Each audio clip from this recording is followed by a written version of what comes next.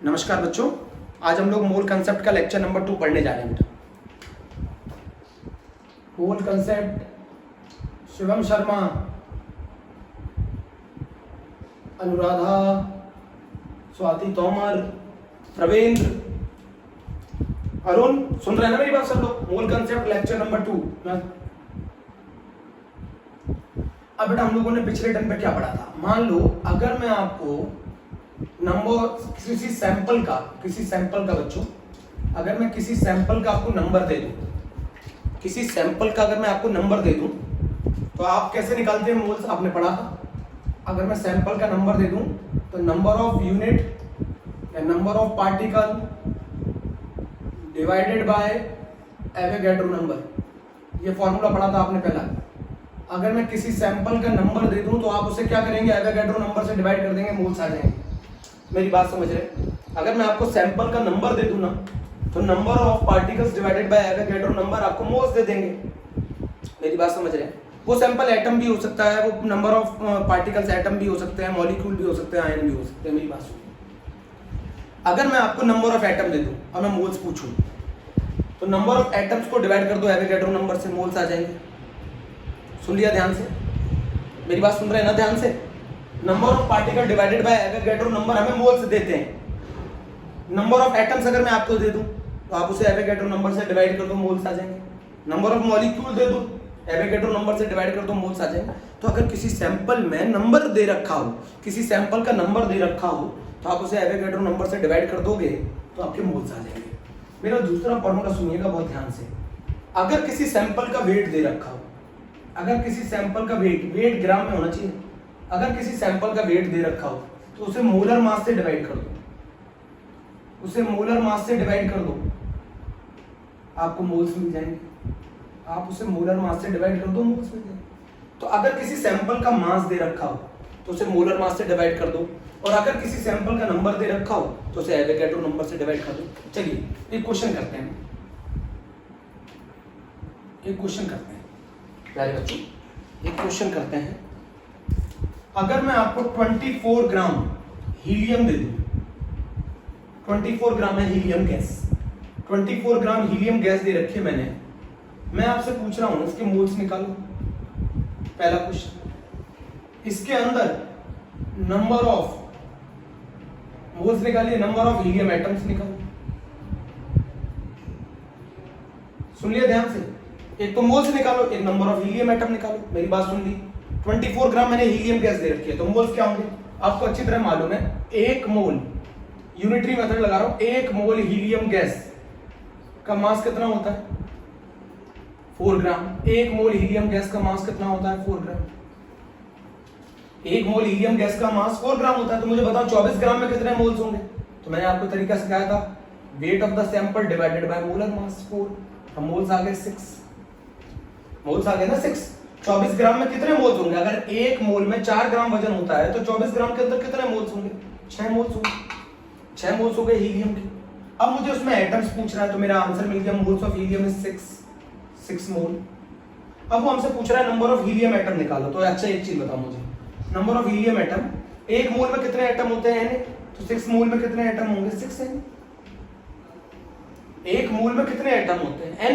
तो 6 मोल में कितने एटम होंगे? 6 है। मल्टीप्लाई कर दो, 6 इंटू 6.022 इंटू 10 की पावर 23। आपके यहाँ पर क्या आ जाएंगे? सुन लिया आपने? आपके यहाँ क्या आ जाएंगे? नंबर ऑफ हीलियम एटम आ जाएंगे। इतने हीलियम एटम होंगे 6 मोल। मेरा क्वेश्चन हो गया। क्वेश्चन पूछ रहा था कि 24 ग्राम हीलियम गैस के अंदर कितने मोल्स होंगे? तो एक मोल हीलियम गैस का वजन 4 ग्राम होता है। तो फिर 24 ग्राम में कितने मोल्स होंगे? डिवाइडेड बाय 4, 6 मोल आ गए। एक मोल में कितने एटम होते हैं? N। तो 6 मोल में कितने होते हैं? 6 है। पहला क्वेश्चन कंप्लीट मेरे बच्चों, पहला। अब मैं क्वेश्चन नंबर 2 करा रहा हूं आपको। बहुत अच्छे क्वेश्चन कराऊंगा आपको। एनसीईआरटी करने की भी आपको कोई रिक्वायरमेंट नहीं रहेगी, एनसीईआरटी की भी कोई रिक्वायरमेंट नहीं, सारे क्वेश्चन मैं कराऊंगा। क्वेश्चन नंबर 2 जो है वो काफी ज्यादा पूछा जाता है स्कूल एग्जाम में काफी ज्यादा पूछा जाता है। एनसीईआरटी का क्वेश्चन है एंड एक्सरसाइज का, एनसीईआरटी एंड एक्सरसाइज का क्वेश्चन है। क्वेश्चन ये है, आपको नंबर ऑफ एटम्स निकालने हैं। अब आपको नंबर ऑफ एटम्स किस में निकालने हैं? पहला है 52 मोल आर्गन में, आपको 52 मोल आर्गन में नंबर ऑफ एटम्स निकालने।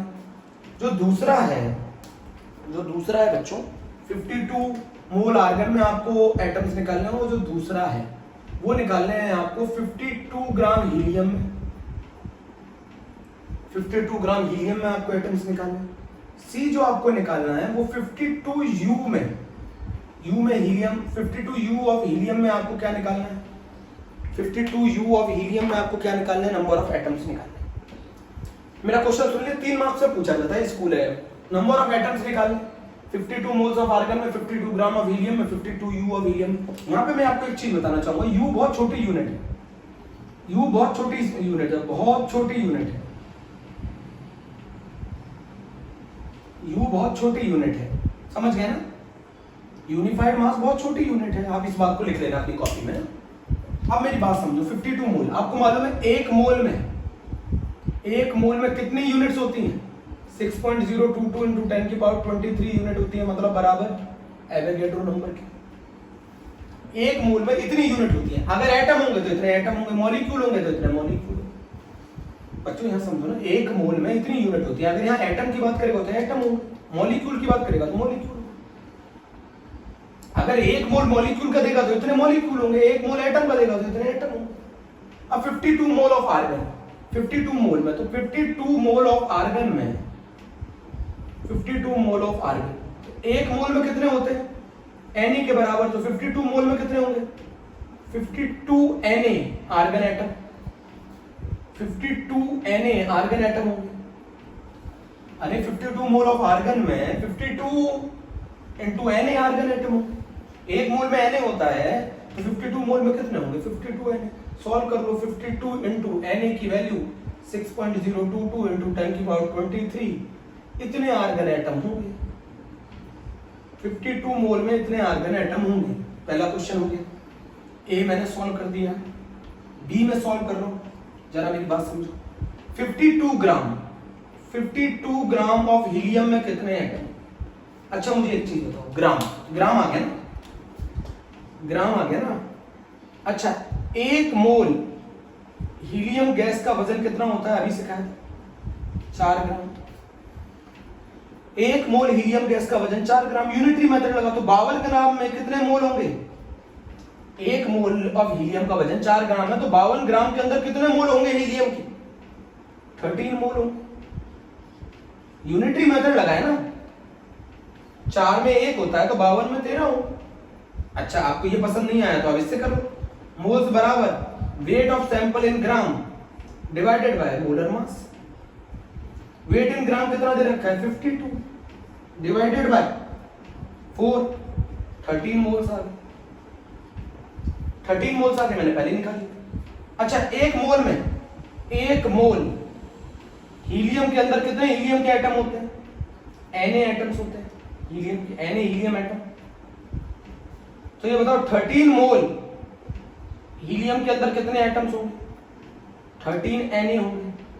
13 Na का क्या मतलब है? 13 इंटू 6.022 इंटू 10 की पावर 23 हीलियम एटम होंगे। चेक करो, दूसरा पार्ट भी मैंने कर दिया, अच्छे से चेक करना। दूसरा पार्ट भी मैंने कर दिया। थर्ड जो पार्ट बेटा, मैं थर्ड पार्ट यहां कर रहा हूं, सी। अच्छा मुझे एक बताओ, एक हीलियम एटम का वजन कितना होता है? एक हीलियम एटम का वजन होता है 4U। यू में लेना पड़ेगा ना, तो इस बार यू में मास दे रखा है। एक हीलियम एटम का वजन 4U होता है। तो मुझे एक चीज बताओ, 52U के अंदर कितने हीलियम एटम होंगे? 52U के अंदर होंगे 13 हीलियम एटम। अच्छा, आप ऐसे नहीं कर पाते तो ऐसे कर लो, number of helium atom is equals to 52U divided by 4U। एक हीलियम एटम का वजन 4 होता है, 4U होता है, तो 52U में कितने हीलियम एटम होंगे? 13 हीलियम एटम होंगे। चला मेरी बात सुन लो, नोट कर लो अच्छे से। पूरा ये क्वेश्चन मैंने कर दिया एनसीईआरटी एंड एक्सरसाइज का। एनसीईआरटी एंड एक्सरसाइज का बेटा मैंने क्वेश्चन कर दिया, नोट कर लिया, स्क्रीनशॉट ले लो, ठीक है। शिवम शर्मा जी समझ रहे हैं ना? आयुष त्रिवेदी को समझ में आ रहा है नहीं आ रहा है? स्वाति तोमर, अनुराधा, रिया, मेरे प्यारे बच्चों बोलो। धीरज, चलो अगला मैं जो क्वेश्चन चल रहा हूं वो समझिए मेरी बात। एक 28 ग्राम N-3 का सैंपल है। मेरा क्वेश्चन समझिएगा बहुत अच्छा। 28 ग्राम N-3 का सैंपल है। पहली बात समझिए N-3 का मतलब क्या है। इसने 3 इलेक्ट्रॉन गेन कर लिए, 3 इलेक्ट्रॉन गेन कर लिए। 28 ग्राम N-3 का सैंपल है, उसने कितने इलेक्ट्रॉन गेन कर लिए? 3। पहला क्वेश्चन पूछ रहा है फर्स्ट मोल्स निकालो, स्मॉल n से मोल्स बताए जाते हैं। सेकंड क्वेश्चन पूछ रहा है नंबर ऑफ आयंस निकालो। थर्ड क्वेश्चन पूछ रहा है नंबर ऑफ इलेक्ट्रॉन्स निकालो, टोटल नंबर ऑफ इलेक्ट्रॉन्स निकालो। बेटा टी से मैंने टोटल नंबर ऑफ इलेक्ट्रॉन लिख रखा है। फोर्थ पूछ रहा है टोटल नंबर ऑफ प्रोटॉन्स निकालो। फिफ्थ पूछ रहा है टोटल चार्ज निकालो। एक अच्छा क्वेश्चन है। 28 ग्राम N-3 सैंपल है, 3 इलेक्ट्रॉन गेन कर लिए। N का क्वेश्चन में गिवन है, इसका जो मास है वो 14U दे रखा है एटॉमिक मास। अगर 14U इसका एटॉमिक मास है, सुनो एटॉमिक मास जो आता है, ये जो मास नंबर आता है ये न्यूट्रॉन प्लस प्रोटॉन की वजह से आता है, या ये कह सकते हैं ये मास ऑफ न्यूक्लियस की वजह से आता है। तो मास ऑफ न्यूक्लियस किसकी वजह से होता है? न्यूट्रॉन प्लस प्रोटॉन की वजह से। इलेक्ट्रॉन का मास इनके कंपैरिजन में नेग्लिजिबल होता है, तो ये 3 इलेक्ट्रॉन के ऐड होने से इसके मास पे कोई फर्क नहीं पड़ेगा। मैं ये समझाना चाहता हूँ। बहुत सारे बच्चे कंफ्यूज हो जाते हैं कि सर ये 14U ही रहेगा। 3 इलेक्ट्रॉन मास असली में किसी भी एटम का जो मास होता है वो न्यूक्लियस की वजह से आता है। न्यूक्लियस की वजह से आता है। न्यूक्लियस में कौन है? Neutron plus proton. तो इलेक्ट्रॉन की वजह से किसी एटम का कोई मास नहीं आता, क्योंकि इलेक्ट्रॉन का जो मास होता है वो न्यूट्रॉन और प्रोटॉन के मास के कंपैरिजन में नेग्लिजिबल होता है। तो इन 3 इलेक्ट्रॉन को ऐड करने से इसके मोलर मास या इसके एटॉमिक मास में कोई चेंज नहीं आएगा। पहली बात ये क्लियर कर दो बेटा, ये 3 इलेक्ट्रॉन की वजह से ना कोई चेंज नहीं आएगा। अब मेरी बात यहां तक क्लियर हो गई। अगर मैं इसके मोलर मास की बात करूं तो इसके N-3 का जो मोलर मास होगा वो होगा 14 ग्राम। मैंने अभी आपको समझाया। असली में किसी भी एटम का जो मास होता है, वो जो मास होता है वो न्यूट्रॉन और प्रोटॉन की वजह से होता है, इलेक्ट्रॉन की वजह से नहीं होता। इलेक्ट्रॉन की वजह से इसका कोई मास नहीं होता। मेरी बात समझो। तो अगर मैं इसके 3 इलेक्ट्रॉन गेन करा दूंगा तो इसके एटॉमिक मास में कोई फर्क नहीं पड़ा, तो इसके मोलर मास में भी फर्क नहीं पड़ेगा। तो N-3 का जो मोलर मास होगा वो 14 ग्राम।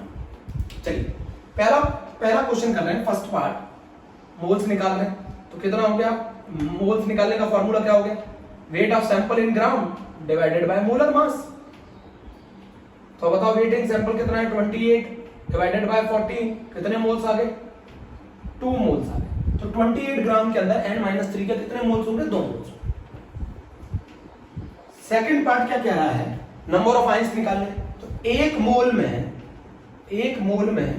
Na आयंस होंगे। तो ये बताओ मुझे 2 मोल में कितने आयंस होंगे? 2N। अच्छा, मैंने इसके कितने मोल्स निकाले? 28 ग्राम में N-3 के कितने मोल्स है? 2 मोल है।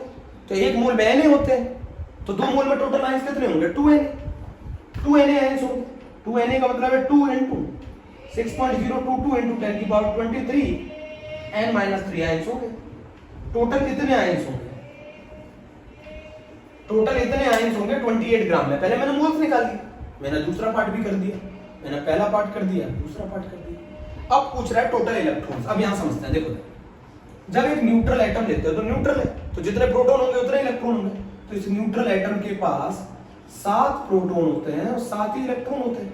अब आपसे मैं पूछूं N-3 आए तो इसने कितने इलेक्ट्रॉन गेन कर लिए होंगे? शिवम शर्मा जी 3 इलेक्ट्रॉन गेन कर लिए। 3 इलेक्ट्रॉन गेन कर लिए। N-3 3 इलेक्ट्रॉन गेन कर लिए। वैसे मैं बता दूं N-3 को नाइट्राइड बोलते हैं, नाइट्राइड आयन। N-3 को नाइट्राइड आयन बोलते हैं। तो इसके पास टोटल इलेक्ट्रॉन कितने हो गए? एक आयन के पास। तो number of electron in 1 ion, एक आयन में कितने इलेक्ट्रॉन है? 10 इलेक्ट्रॉन है। एक आयन में 10 इलेक्ट्रॉन है। तो हमसे पूछ रहा है, तो बताओ टोटल नंबर ऑफ इलेक्ट्रॉन्स पूछ रहा है, तो टोटल नंबर ऑफ इलेक्ट्रॉन्स निकालने के लिए नंबर ऑफ आयंस निकाल लो into number of electrons in one ion. मेरी बात समझ रहे हो ना? टोटल नंबर ऑफ आयंस निकाल लो into number of electron in one ion. तो टोटल आयंस कितने हैं बोलो? 2Na।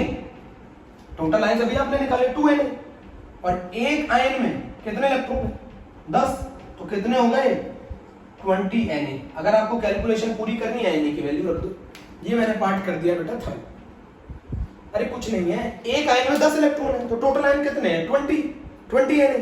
टोटल आयन कितने? 2Na, सॉरी, टोटल आयन कितने? 2Na। तो बताओ टोटल इलेक्ट्रॉन कितने होंगे? 20Na। मेरी बात समझ रहे हो ना? एक n-3 के पास इलेक्ट्रॉन कितने? एक आयन के पास 20, वो एक आयन के पास 10 इलेक्ट्रॉन है, एक आयन के पास 10 इलेक्ट्रॉन है। तो मुझे बताओ 2Na आयन के पास कितने इलेक्ट्रॉन होंगे? Multiply with 10। बहुत आसान, मल्टीप्लाई विद 10 हो गया। क्वेश्चन नंबर थर्ड पार्ट हो गया इसका। चलिए अब जरा मेरी बात सुनिए, बहुत ध्यान से सुनिए मेरी बात।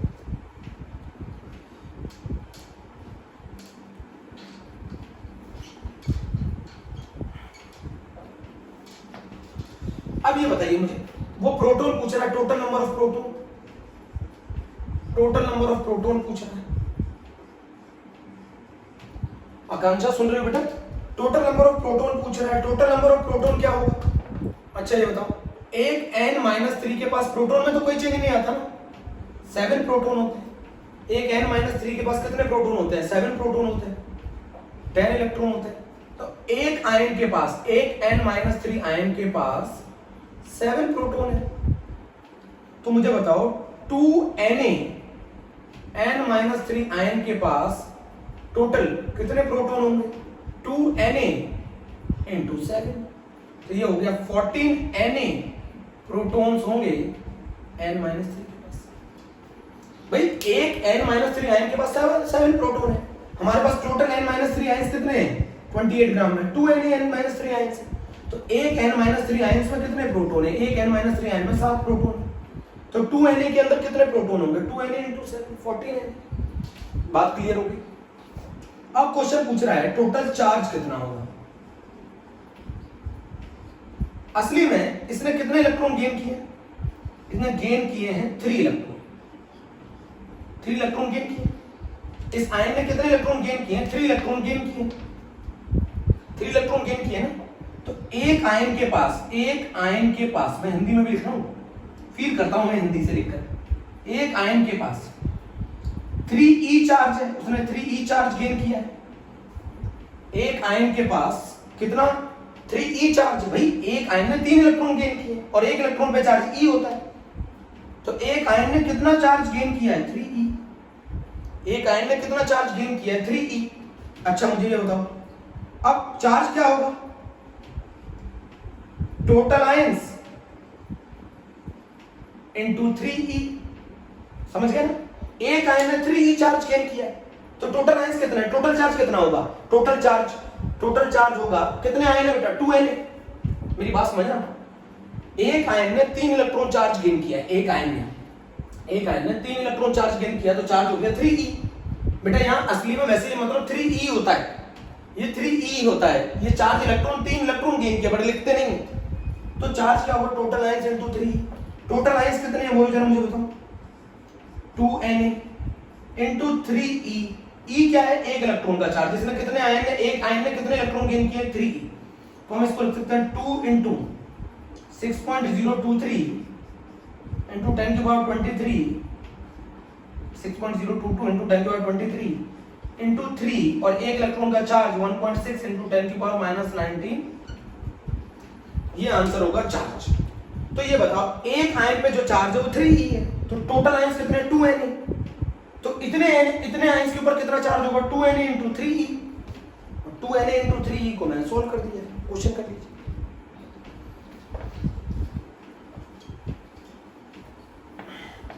प्लीज बच्चों इसे नोट कर लेना, बच्चों इसे नोट कर लेना।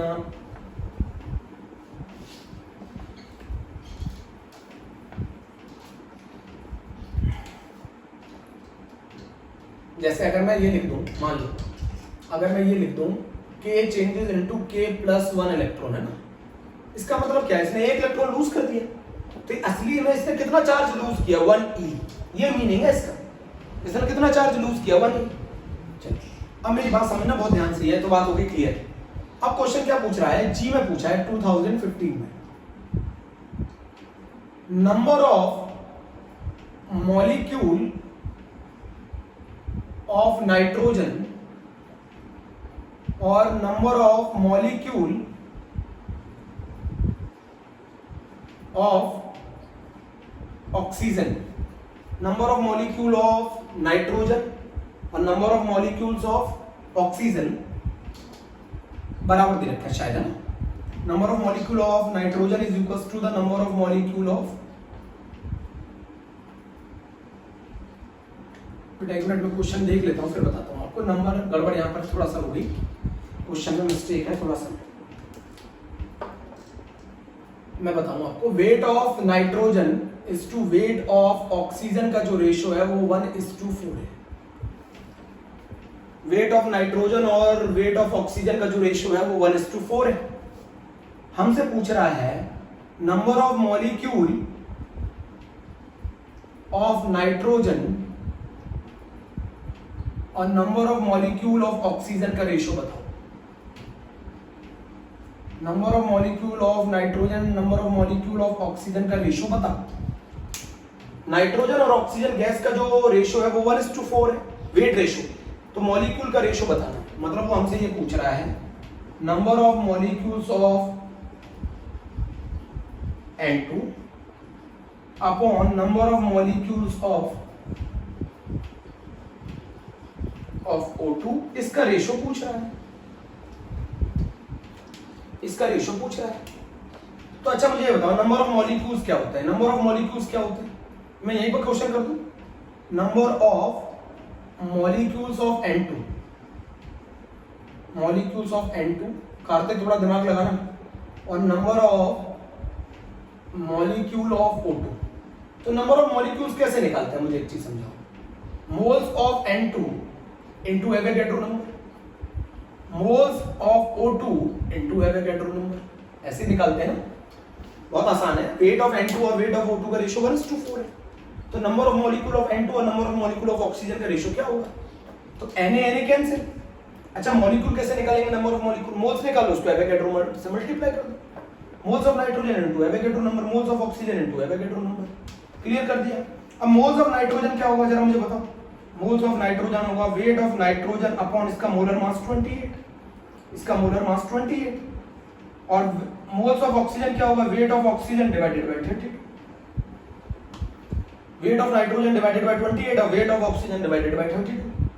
अच्छा मुझे एक चीज बताओ क्या हो गया ये जरा बताओ। Wait of nitrogen upon weight of oxygen, ऊपर आ गया 32, नीचे आ गया 28, बोलो ऊपर आ गया 32, नीचे आ गया 28, मेरी बात नहीं समझ। वेट ऑफ नाइट्रोजन और वेट ऑफ ऑक्सीजन का रेशियो कितना दे रखा था, वेट ऑफ नाइट्रोजन और वेट ऑफ ऑक्सीजन का जो रेशियो दे रखा था वो दे रखा था 1:4, तो ये कितना हो गया 32 अपॉन 28, तो ये हो गया 4 8 जा, और ये 2 और ये 7, तो आंसर आ गया 2:7। Easy question. भाई वेट ऑफ नाइट्रोजन और वेट ऑफ ऑक्सीजन का रेशियो 1:4 दे रखा था, तो मॉलिक्यूल्स का रेशियो पूछ रहा है, तो number of molecule of nitrogen upon number of molecule of oxygen, number of molecule of nitrogen क्या होगा, moles of nitrogen into Na, moles of oxygen into Na, तो number of molecule of nitrogen का ratio पूछ रहा था, तो number of moles of nitrogen into Na, number of moles of oxygen into Na। अब Na cancel, moles of nitrogen क्या होगा, wait of nitrogen upon 28, wait of oxygen upon 32, wait of nitrogen upon weight of oxygen का ratio 1:4, 32 upon 28 solve किया 2/7, 2/7 आया। भाई अगर weight ratio 1:4 है तो नंबर ऑफ मॉलिक्यूल का रेशियो 2:7 होगा, ये नोट कर लो। एक अच्छा क्वेश्चन था, थोड़ा पहले भूल गया एकदम क्वेश्चन क्या था, इसलिए वो मिस्टेक हो गई बेटा। अब मेरी बात समझना बहुत ध्यान से, ये हो गया हमारा एक कंसेप्ट है ना। मेरा क्वेश्चन सुन लिया आपने, अच्छा एक एनसीईआरटी का क्वेश्चन और कराता हूं, एक एनसीईआरटी का क्वेश्चन और कराता हूं, सुनना बहुत ध्यान से। एक एनसीईआरटी एंड एक्सेल का क्वेश्चन करा, मुझे क्वेश्चन दे रखा है 3 mole of C2H6, 3 mole of C2H6। Question पूछ रहा है number of moles of carbon निकालो, number of moles of hydrogen निकालो। ये सब पेपर में आता है क्वेश्चन, केवी या स्कूल एग्जाम में क्वेश्चनों में आते हैं। Number of moles of hydrogen निकालो, number of moles of carbon निकालो। तीसरा निकालना है number of molecule of C2H6। तो मैं जिस तरीके से बोलूं उस तरीके से क्वेश्चन करना है। सुन रहे हैं आप? किस तरीके से क्वेश्चन करना है मेरी बात सुनना बेटा बहुत ध्यान से। अगर मैं एक मॉलिक्यूल लेता हूं, एक मॉलिक्यूल C2H6 का, एक मॉलिक्यूल अगर मैं C2H6 का लेता हूं तो उसके अंदर कितने कार्बन एटम होंगे? 2 कार्बन एटम होंगे, 6 हाइड्रोजन एटम होंगे एक मॉलिक्यूल। तो अगर मान लो मैं 1 मोल C2H6 मॉलिक्यूल ले लूं, 1 मोल, तो 1 मोल अगर मैं ये लूंगा तो इसमें कितने मोल कार्बन एटम होंगे? 2 मोल कार्बन एटम होंगे, 6 मोल्स हाइड्रोजन एटम होंगे। मेरी बात समझ गए? तो अगर मैं 1 मोल C2H6 मॉलिक्यूल लूंगा तो उसमें 2 मोल कार्बन एटम होंगे, 6 मोल हाइड्रोजन एटम होंगे। तो अगर मैं 3 मोल C2H6 मॉलिक्यूल ले लूं, 3 मोल C2H6 मॉलिक्यूल ले लूं, तो 3 मोल C2H6 मॉलिक्यूल के अंदर 6 मोल, एक में 2 थे तो 3 में कितने होंगे? 6 मोल, 6 मोल कार्बन एटम होंगे, 6 मोल कार्बन एटम होंगे और 18 मोल हाइड्रोजन एटम होंगे। 6 मोल कार्बन एटम होंगे और 18 मोल हाइड्रोजन एटम होंगे।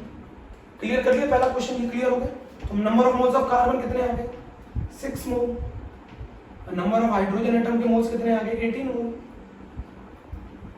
भाई एक मॉलिक्यूल के अंदर 6 हाइड्रोजन एटम होते हैं, 2 कार्बन एटम होते हैं। एक मोल के अंदर 6 मोल हाइड्रोजन एटम होते हैं, 2 मोल कार्बन होते हैं, तो 3 मोल में क्या होगा? मल्टीप्लाई करो, बहुत आसान।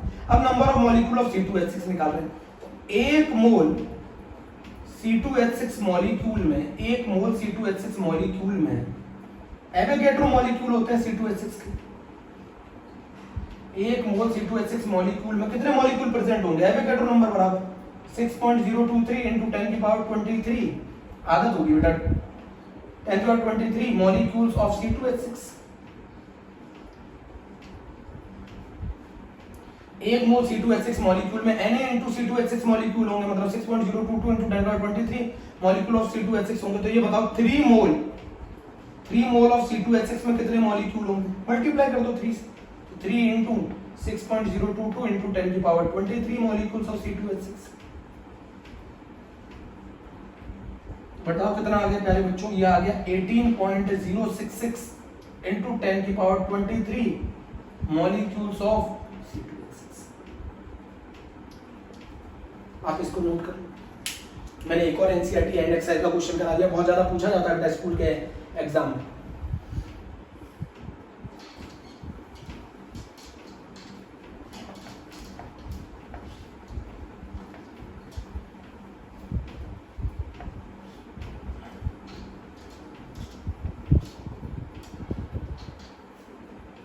अब जरा बच्चों मेरी बात सुनना, बहुत ध्यान से सुनना।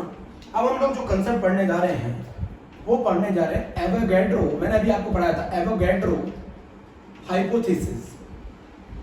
अब मैं आपको पूरा समझा रहा हूं एवोगैड्रो हाइपोथेसिस। मैं लॉ आपको पहले ही पढ़ा चुका हूं।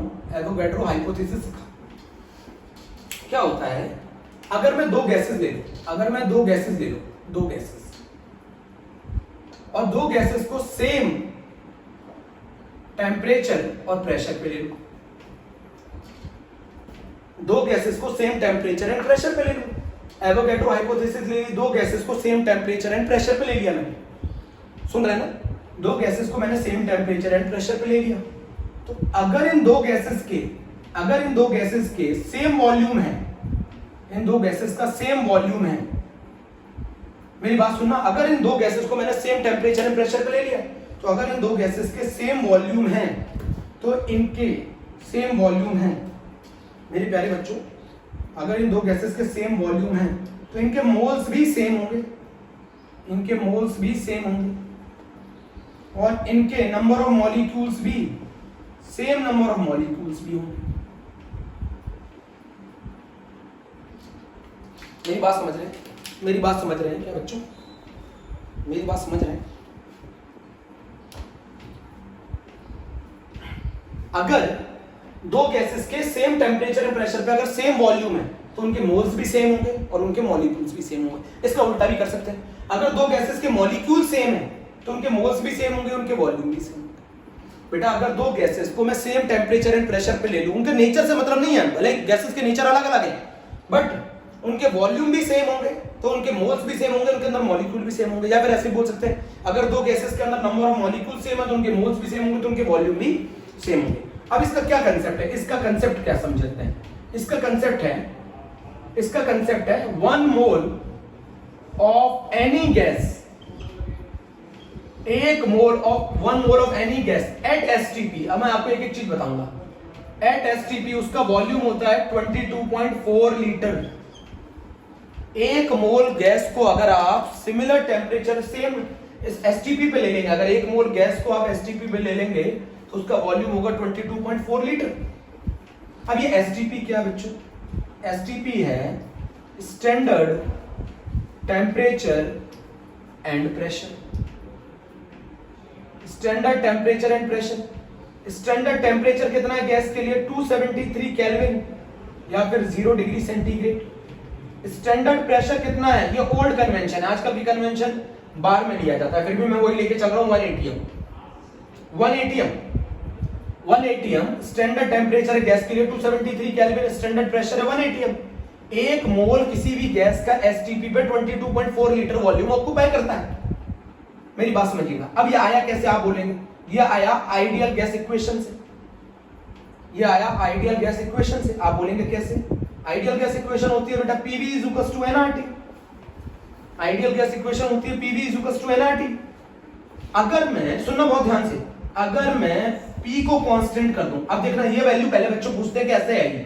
आप उठा के मोल की जगह 1 रख दो। R यूनिवर्सल गैस कांस्टेंट है जिसकी वैल्यू होती है 0.0821 लीटर एटीएम पर मोल पर केल्विन। R की वैल्यू 0.0821 रख दी, मोल्स की वैल्यू 1 रख दी, टेम्परेचर की वैल्यू 273 केल्विन रख दी, प्रेशर की वैल्यू 1 atm रख दी। इसको सॉल्व करेंगे तो वॉल्यूम आएगा 22.4 लीटर। मेरी बात सुनो, R की वैल्यू 0.0821 रख दी, टेम्परेचर की वैल्यू 273 केल्विन रख दी, मोल्स की जगह 1 रख दिया, प्रेशर की जगह 1 atm रख दिया, तो वॉल्यूम कितना निकल के आएगा? 22.4 लीटर निकल के आएगा। अरुण शिवम शर्मा जरा ये सुनो, प्रेशर की जगह अगर मैं 1 atm रख दूं, मोल्स की जगह अगर मैं प्रेशर की जगह 1 atm एसटीपी पे, वॉल्यूम मोल्स की जगह 1 रख दूं, R की जगह 0.0821 रख दूं, टेम्परेचर की जगह 273 केल्विन रख दूं, तो वॉल्यूम आएगा 22.4 लीटर। 22.4 लीटर वॉल्यूम आता है 1 मोल गैस का एट एसटीपी। कंडीशन है बेटा, ऐसा नहीं। और ये गैस के लिए वैलिड है, पता चले आप लोग कह दो 1 मोल सॉलिड का वॉल्यूम 22.4 लीटर होता है। बेटा ओनली गैस, 1 मोल गैस एसटीपी पे कितना वॉल्यूम ऑक्यूपाई करती है? 22.4 लीटर। आप ये क्वेश्चन पूछोगे सर ये आया कैसे? आइडियल गैस इक्वेशन से है। अब जरा मेरी बात समझिए, PV = nRT। तो अगर T कांस्टेंट एसटीपी पे, T constant, R universal gas constant, pressure constant, सही है? तो अगर मैं प्रेशर कांस्टेंट, सुन रहे ना, मोल्स कांस्टेंट, अगर मैं मोल्स को कांस्टेंट ले लूं, 1 मोल है ना, 1 mole, temperature constant, pressure constant, R constant, और अगर मैं मोल्स कांस्टेंट कर दूंगा तो बताओ वॉल्यूम क्या आएगा? तो फिर वॉल्यूम भी कांस्टेंट आएगा।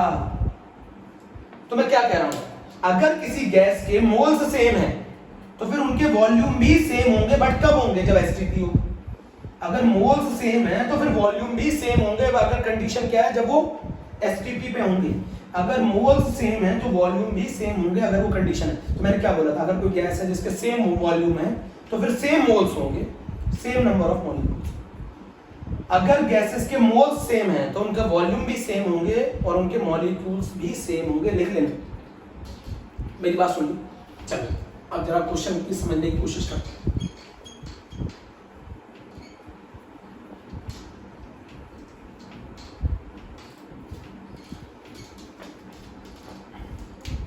मेरा क्वेश्चन समझने की कोशिश करना, यहाँ तक की बात हो गई। तो अगर मुझे मोल्स निकालने हैं एट एसटीपी किसी भी गैस के, मोल्स निकालने हैं किसी भी गैस के एट एसटीपी, तो मैं क्या कर सकता हूँ, वॉल्यूम इन लीटर को 22.4 से डिवाइड कर सकता हूँ। मैंने आपको क्या बताया था, जब भी मोल्स निकालने होते हैं 1 मोल की वैल्यू से डिवाइड कर दो। तो जो भी वॉल्यूम आपको गिवन होगा, अगर आप उसे 22.4 लीटर से डिवाइड कर देते हैं तो आपके नंबर ऑफ मोल्स आ जाएंगे गैस के एट एसटीपी। अब जरा मेरी बात समझना, अगर वो वॉल्यूम आपको ml में दे दें तो नीचे ml से डिवाइड करना पड़ेगा, तो इसको चेंज कर लो, 22400 ml से डिवाइड कर दो। बट ये कब फॉर्मूला वैलिड है, ओनली एट एसटीपी। किसी भी गैस का 1 मोल एसटीपी पे 22.4 लीटर ऑक्यूपाई करता है। तो अगर मैं आपको वॉल्यूम दे दूं किसी गैस का, तो आप उसे 22.4 लीटर से डिवाइड कर दो, सही है, तो आपके मोल्स आ जाएंगे उस गैस के एट एसटीपी। मेरी बात समझनी पूरी ध्यान से, चलिए ये भी बात क्लियर हो गई। अब जरा बात समझना, अगर मैं क्वेश्चन में आपको दे दूं, जैसे मान लो मैंने 1 mole helium, oxygen, ozone at STP ले लिया, तीनों का मोल मैंने तीनों के 1 मोल हीलियम लिया, 1 मोल ऑक्सीजन लिया, 1 मोल ओजोन लिया एट एसटीपी। तो बताओ मुझे, मैंने इन तीनों के मोल सेम लिए एट एसटीपी, तो बताओ इनके वॉल्यूम का रेशो क्या होगा, इनके वॉल्यूम का रेशो क्या होगा, इनके वॉल्यूम का रेशो क्या होगा। तो इनके वॉल्यूम का जो रेशो होगा बेटा, मैंने क्या बोला था, अगर इनके मोल सेम है तो इनका वॉल्यूम भी सेम होगा। तो वॉल्यूम रेशो होगा 1:1:1। अब अगर मैं इनके मॉलिक्यूल का रेशो पूछूं, मॉलिक्यूल रेशो भी सेम होगा, जिस रेशो में मोल्स है उसी रेशो में मॉलिक्यूल भी होंगे। ये 1 मोल, ये किसका 1 मोल हीलियम का, ये किसका है 1 मोल मॉलिक्यूल ऑफ ऑक्सीजन, ये किसका है ओजोन। अगर मैं इनका एटम्स का रेशो पूछूं, एटम्स का, बेटा एवोगैड्रो ने मॉलिक्यूल सेम होने की बात करी थी, एटम सेम होने की बात नहीं करी थी। अच्छा, 1 मोल हीलियम के अंदर 1 मॉलिक्यूल ऑफ हीलियम में कितने एटम होते हैं 1, 1 मॉलिक्यूल ऑफ ऑक्सीजन में कितने एटम होते हैं 2, 1 मॉलिक्यूल ऑफ ओजोन में कितने एटम होते हैं 3।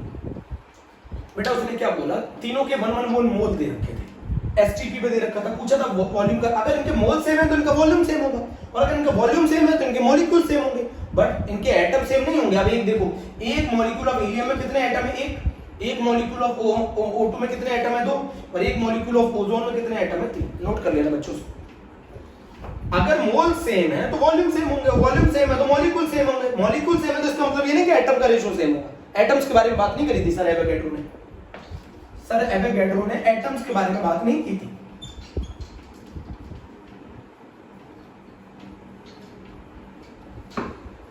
अब मैं एक क्वेश्चन पूछता हूं, एनसीईआरटी का एक क्वेश्चन है, बहुत अच्छा क्वेश्चन है, बहुत शानदार क्वेश्चन है, एनसीईआरटी का क्वेश्चन है, आप कंसेप्ट लगाइएगा, ठीक है।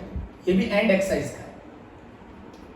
10 लीटर कोई गैस है, 10 litre of any gas, 10 litre of any gas at STP, और इसका वेट आ रहा है 11.6 ग्राम, 11.6 ग्राम। 10 लीटर कोई गैस है एट एसटीपी पे जिसका वजन आ रहा है 11.6 gram. 10 litre of any gas at STP having a weight is 11.6 gram. बात सुन ली, हमसे पूछ रहा है इस गैस का मोलर मास निकाल के बताओ, इस गैस का मोलर मास निकाल के बताओ। बहुत आसान है, मैं फॉर्मूले से बताऊंगा। अच्छा ये बताओ, 10 litre of any gas at STP में मोल्स कितने होंगे, moles of gas at STP, moles of gas at STP, तो बताओ कितना होगा, 10 डिवाइडेड बाय 22.4 लीटर। ये मोल्स आ गए ना उस गैस के एट एसटीपी। अब मोल्स आ गए, और मोल्स बराबर होता है, आपको अच्छी तरह मालूम है, मोल्स बराबर होता है wait in gram upon molar mass. तो वेट इन ग्राम कितना दे रखा है 11.6, मोलर मास आपसे पूछ रहा है, मोल्स आप लोगों ने निकाल लिए 10/22.4, 10/22.4। तो यहां से अगर आप सॉल्व करेंगे तो ये मोलर मास आएगा आई थिंक 26 ग्राम पर मोल। 1 मोल का वजन होता है ना मोलर मास, तो 26 आएगा।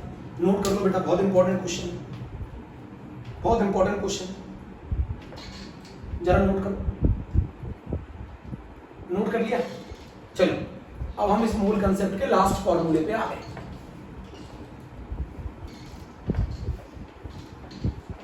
बहुत ध्यान से सुनना होता है, बहुत आसान है। मोल सभी में कॉमन है, चाहे वॉल्यूम एट एसटीपी हो या नंबर ऑफ पार्टिकल्स हो। मान लो आपको वॉल्यूम ऑफ गैस से वेट निकालना हो तो आप क्या करेंगे, मोल बीच में, दोनों के बीच में कौन है लिंक, मोल, तो वेट से मोल निकाल लो, मोल से वॉल्यूम निकाल लो। मान लो अगर वो आपसे वेट दे दे और आपसे नंबर ऑफ पार्टिकल पूछे तो दोनों के बीच में कॉमन कौन है, मोल्स। अभी समझा। 44.8 litre of ozone gas at STP, हमसे क्या पूछ रहा है, मोल्स निकालो। पहले पूछ रहा है मोल्स निकालो, बात समझ गए। दूसरा पूछ रहा है number of molecule of ozone निकालो। तीसरा पूछ रहा है वेट ऑफ गैस निकालो, wait of a gas sample निकालो। इस 44.8 लीटर ओजोन गैस का वेट निकालो, बहुत आसान। अब जरा समझो मोल्स कैसे निकाले। मोल्स क्या हो गया, मैंने बताया था आपको, at STP 44.8 divided by 22.4 litre, तो 2 मोल्स होंगे गैस के इतने वॉल्यूम के। 44.8 लीटर अगर मैं आपको ओजोन गैस दे दूं एट एसटीपी में, तो उसमें कितना वॉल्यूम होगा, दो, उसमें कितना मोल्स होंगे, 2 मोल। एक मोल में 22.4 लीटर होता है, तो 44.8 में कितने होंगे, 2 मोल होंगे। एक मोल में पार्टिकल्स Na के बराबर होते हैं, एक मोल में पार्टिकल Na के बराबर होता है, तो 2 मोल में कितने होंगे, 2 Na। एक मोल में पार्टिकल्स किसके बराबर होते हैं, Na के, तो number of molecule of ozone कितने होंगे, 2 Na। अब वेट ऑफ अ सैंपल निकालना है, तो वेट ऑफ सैंपल क्या होता है, मोल्स बराबर weight in gram divided by molar mass. Moles आप लोगों ने निकाल लिए, तो वेट आपको निकालना है इस सैंपल का। मोलर मास कितना होता है ओजोन का, 48 ग्राम। तो इस सैंपल का जो वजन आएगा वो आएगा 96 ग्राम। बहुत आसान। एक मोल का वजन आप ऐसे भी कर सकते हो ना, एक मोल ओजोन गैस का जो वजन है वो 48 ग्राम आता है, तो 2 मोल ओजोन गैस का वजन कितना आएगा, 96 ग्राम। बहुत आसान क्वेश्चन करके नोट कर लो, कुछ बहुत आसान।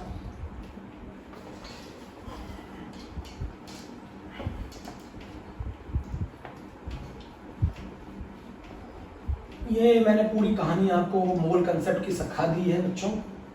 बाकी आप क्वेश्चंस की प्रैक्टिस करिएगा जो मैंने कराए हैं उनको, और जो एनसीईआरटी में दे रखे हैं उनको। अब जरा मेरा एक इंटर कन्वर्जन सुन लो। इंटर कन्वर्जन ये आप बना सकते हो, इंटर कन्वर्जन चार्ट बना लो। आप बोलोगे इंटर कन्वर्जन चार्ट कैसे सर, देखो इंटर कन्वर्जन चार्ट कैसे, बीच में बनाओ मोल,